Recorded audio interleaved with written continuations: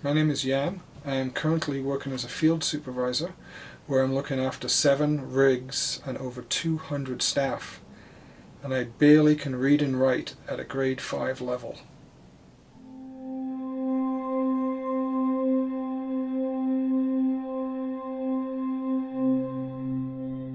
Jan moved to Canada with his family in 1975 at the age of 8.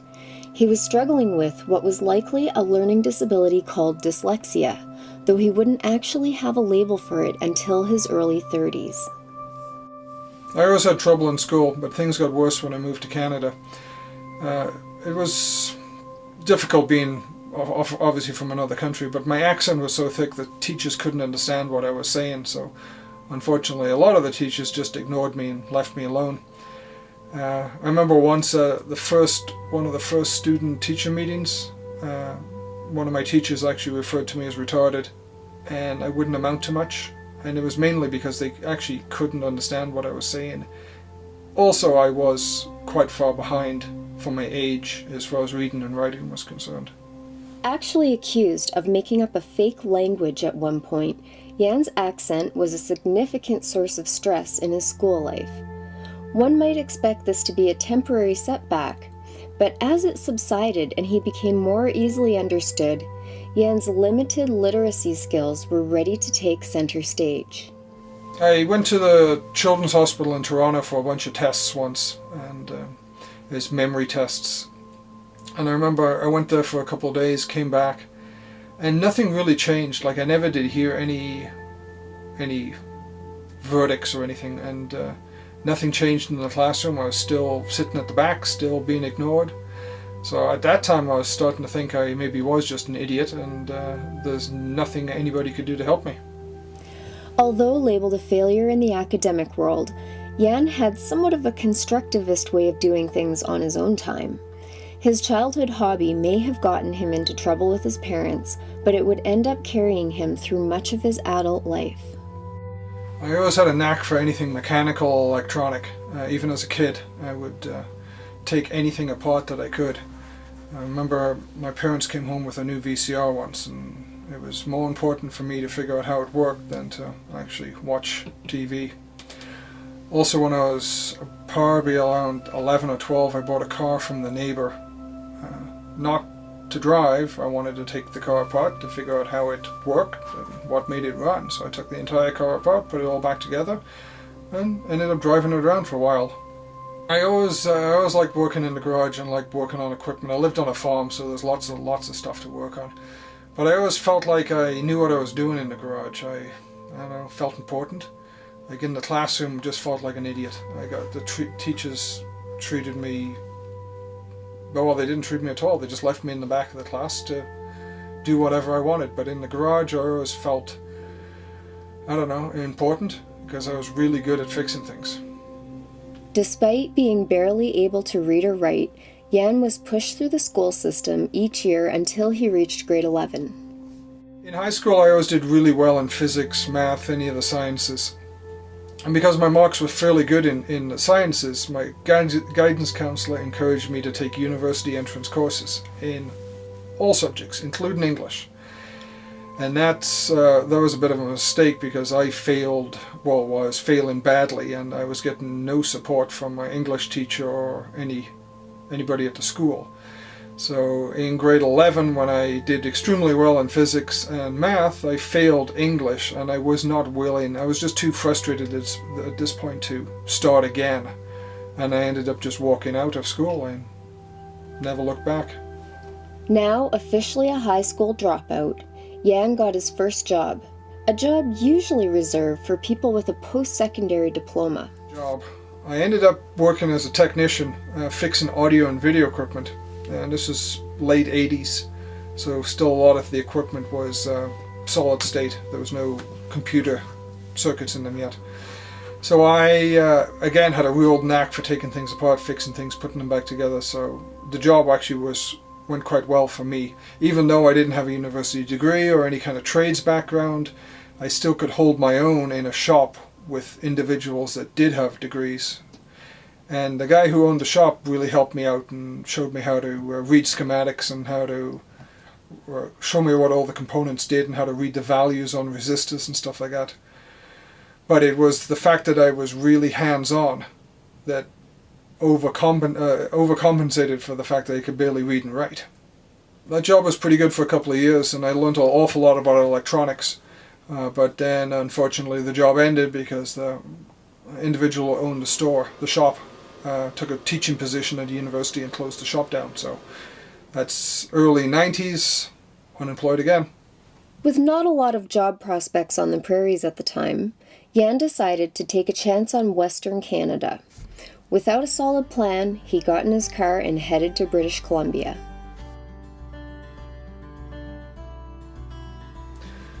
So I moved out west. I got a job in the aquaculture industry, and I very quickly learned that I could become a diver, which is something I've always wanted to do.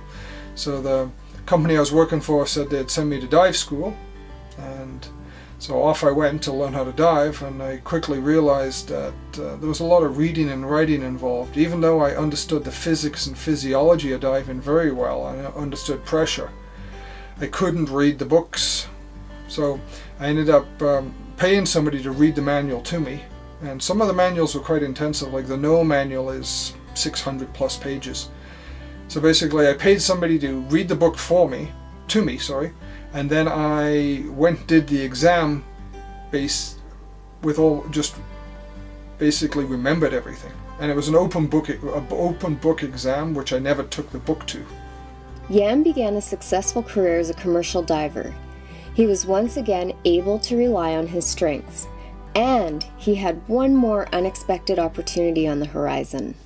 So I worked as a diver for a couple of years, and I went to Vancouver to upgrade my ticket.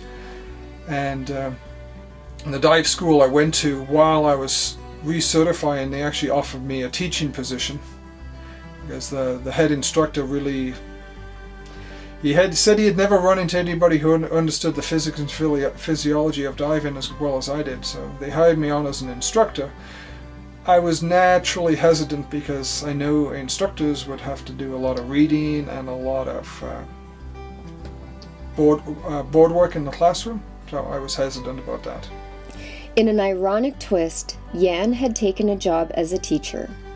While many would have shied at a position so heavily dependent on strong literacy skills, Jan found a way to utilize standard classroom technology of the time to compensate for his weaknesses, making it possible to get by in the classroom.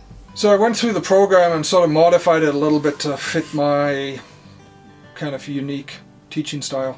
The physics, the math, the dive tables, the equipment, I had no issues at all. The only major problem I'd have is doing notes in class. So I basically hired somebody to write out all the notes that I needed on overhead. We didn't have a LCD projector or anything, just an overhead projector. And that way I could do notes in class without actually writing everything down on the board. And then the math and the physics part, I'd have no problem with that on the board, doing the gas laws and stuff like that. Jan had beat the odds and found himself employed as a commercial diving instructor, despite his inability to read or write beyond a grade school level. With an exciting career ahead and a substantial income, he thought he had it made, until tragedy struck in 2002. My diving career was going pretty good until I got hit by a tractor trailer and no longer could dive because I could not pass my dive medical. One of the things that happened at this particular time was I was talking to a psychiatrist for the insurance company. I was doing an evaluation for the insurance company, and a couple of things he said is he'd never seen test results like mine, because they were they tested for English and reading, writing, math, physics, spatial awareness, just general problem solving. And he said most people score from 0 to 100, and most people, they say, you're going to sit around the 75% mark, and if you're strong in math, your math might be 85, where your English might be 65. There's usually not more than about a 20-point spread between highest to lowest. Well, I actually scored in math and physics and spatial awareness. I scored in the high 90s, and I scored for spelling and reading low 20s. And he said he'd never seen a gap like that of what, 70 points. And he did mention I was shown all the signs of dyslexia, and he suggested I go and get tested for that. And I remember asking him at the time, how would that help? And he said, well, no, at least you'd know you're dyslexic. And I'm like, well, I already do know, so I never did ended up going and get tested for that. At this point, a name didn't really matter. Jan had already spent a lifetime living with an undiagnosed learning disability. Luckily, he had been inventive enough to work his way around obstacles and do quite well for himself. But now there was a new hurdle. Jan was starting over, and once again went back to relying on those skills he had taught himself so long ago. So just to give you an idea of what I do, we just spent 7 hours driving, 6 hours rigging in, and been up for about 17, 18 hours, and now I get to sit here for the next 7 hours. The oil and gas industry and me were a good fit because a lot of it is very mechanical, lots of math involved, so I did quite well and rapidly climbed the ladder until I got to supervisor or management positions that were offered to me, and I just couldn't take them because I did not have the reading and writing skills and also the computer skills. I just couldn't do it, so I was stuck at equipment operator basically. I couldn't go any further because I just didn't have the skill set to be a manager because I couldn't do the courses, couldn't do the paperwork. I can rebuild $1 million rig, fix all the equipment on it, but I can't read the manual on how it really works. Jan had reached the upper limit of his abilities and was again held back by his low level of literacy skills. Unwilling to settle, he began to look for answers and discovered something that would change his life forever. I realized I went as far as I could go with the skills I had, and if I wanted to go any further I needed to find something or some type of technology to help me. So I started taking computer courses, thinking at least they have spell check, at least that's going to help, not so much with the grammar, but it will definitely help with the spell check. But I very quickly discovered that I could get software that would do voice to text and text to voice, and that really helped open up a whole bunch of new avenues that I could explore now. For Jan, the biggest impact of this technology was on his work life. And because I really embraced this voice to text and text to voice technology, I definitely started advancing in my career. I could take on management and supervisor positions, which was actually kind of funny considering a few years ago I wouldn't even have dreamt of being a manager, and now I'm actually getting emails from upper management congratulating me on how good my reports are. It's kind of funny because all it is a little bit of technology like voice to text, text to voice, and some Photoshop, and I've got a bit of a reputation of doing some of the best reports. One of my managers actually sent out an email to all the rest of the field supervisors saying this is our new standard and we need to work up to everybody sending reports out like Jan does. The use of technology had changed everything. Not only was Jan now management material, he was beginning to realize that the many years of compensating for a lack of ability actually had unforeseen advantages. I've almost got a leg up on some of my coworkers because I'm almost on par with them as far as the abilities to send and receive emails and do up reports. But my advantage is I still have an incredibly strong background in mechanics, hydraulics, electronics, so I am actually become more valuable to the company because of this technology. Jan had become a self-regulated learner, from his early days in the garage to his recently procured computer skills. While no one can say for certain, it's nice to think that maybe Jan's years of being overlooked in the classroom pushed him to develop his natural skills to higher levels and even identify and conquer his weaknesses. Even in my personal life, I now can do emails, send and receive emails, and I can use the text to voice to read the email to myself, also the voice to text to draft emails. And I can stay in communication with people that I normally wouldn't. Like, it's a lot easier to send and receive emails than it is to make phone calls, especially if I spend a lot of time overseas working, and it really puts a limit on how much communication you can do if you do not have this type of technology. So what disadvantages does Jan still face? About one of the only disadvantages I can think of, I'm very, very computer dependent. I can't just grab any computer and send an email. I have to use my own personal computer, and if I have to go to a course or go somewhere, I'm always packing my computer around with me because I just cannot function without the technology. Another challenge for Jan involves other people's spelling errors. He gives us an interesting glimpse into how his mind processes written words. If I have to read an email and I do not have the ability to use the text to voice, as in the computer can't read the email to me, and there's a spelling mistake in the email, the entire email doesn't make sense, or at least the paragraph. I get really confused because I don't read like normal people where you sound out words. I memorize what words look like, and I remember this is how they look, and if they look wrong it really confuses me and I get stuck. So that's another thing, I'm very dependent on this technology. Not only has the use of voice-to-text and text-to-voice word processing helped Jan to communicate and widen his job prospects, it's also helped him to actually improve his own reading and writing skills.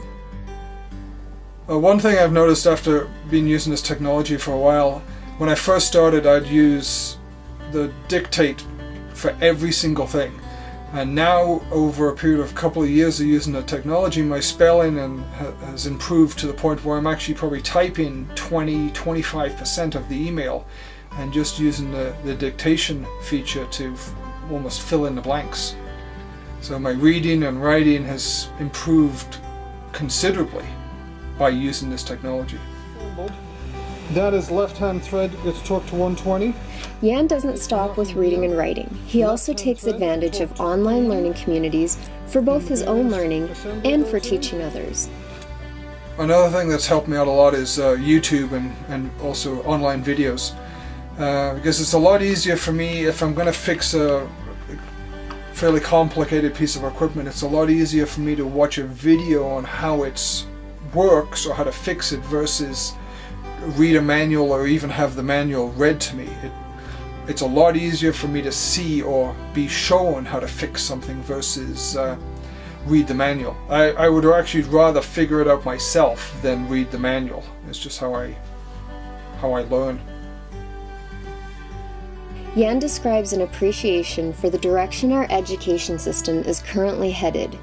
He believes new ways of thinking and using technology will mean that in the future, more children will be seen for their strengths rather than their weaknesses. When I was in elementary school in the 70s, if you couldn't read or write, everybody would treat you like you're an idiot or you're stupid. Now there's a lot more opportunities for people who learn differently. People who would have challenges in normal education now can exceed because of technology or different learning techniques. From invisible boy at the back to supervisor overseeing more than 200 employees, Jan is an inspiration to anyone struggling with a learning disability or any setback for that matter. Through his determination to succeed and willingness to embrace new ideas and technologies, he says that today most people don't even realize he's dyslexic. One thing that has definitely improved over the years is my confidence. Even 10 years ago when I was having trouble reading and writing, I would pick and choose jobs based on my limitations. Now, with the technology, I basically can do anything I want. And the way the world's going now, with more and more communication being done electronically, either text or emails, nobody wants to talk on the phone, nobody wants to meet in person, nobody definitely wants a handwritten letter. It is all electronic, and it works perfect because I'm on equal to just about everybody else now.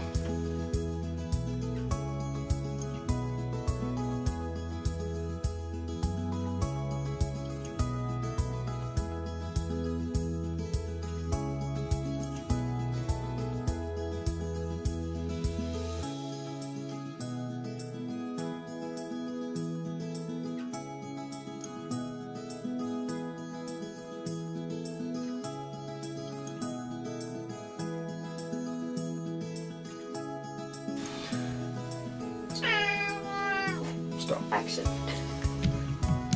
But I very quickly found voice to text and text to voice software that really changed everything. Right at the end too, right? Right at the last word.